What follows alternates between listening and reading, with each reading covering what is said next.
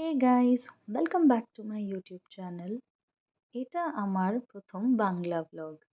আজকের ভিডিওতে আমি তোমাদের একটা হিডেন জেম রিসর্টের কথা বলবো। এই রিসর্টটা কলকাতা থেকে মাত্র 4 ঘন্টা দূরে লোকেটেড।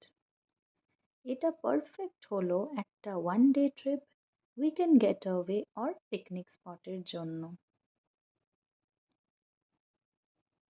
এই রিসর্টের নাম হলো লাভিকা রিসর্ট, যেটা মৌসুনি আইল্যান্ডে লোকেটেড।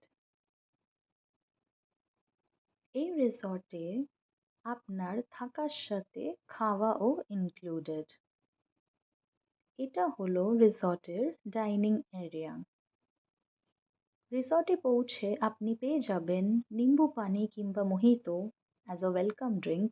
লাঞ্চে রয়েছে ফিশ থালি, স্ন্যাক্সে পাবেন মুড়ি চপ কিংবা সিঙ্গারা, ডিনারে পাবেন চিকেন রুটি সবজি, আর পরের দিন ব্রেকফাস্টে পাবেন লুচির সঙ্গে আলুর দম, ঘুগনি কিংবা ছোনার ডাল, আর একটা করে মিষ্টি।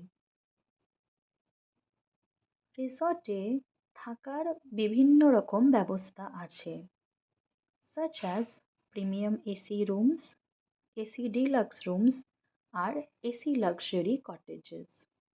আমরা এই কটেজে থেকেছিলাম, যেটার ভাড়া হলো 2000 পার ডে পার পারসন। তাছাড়া আপনি সি ফেসিং টেন্টসও নিতে পারেন, যেটা শেড ওয়াশরুম হবে। ওটার দাম হলো 1350 per day per person with food.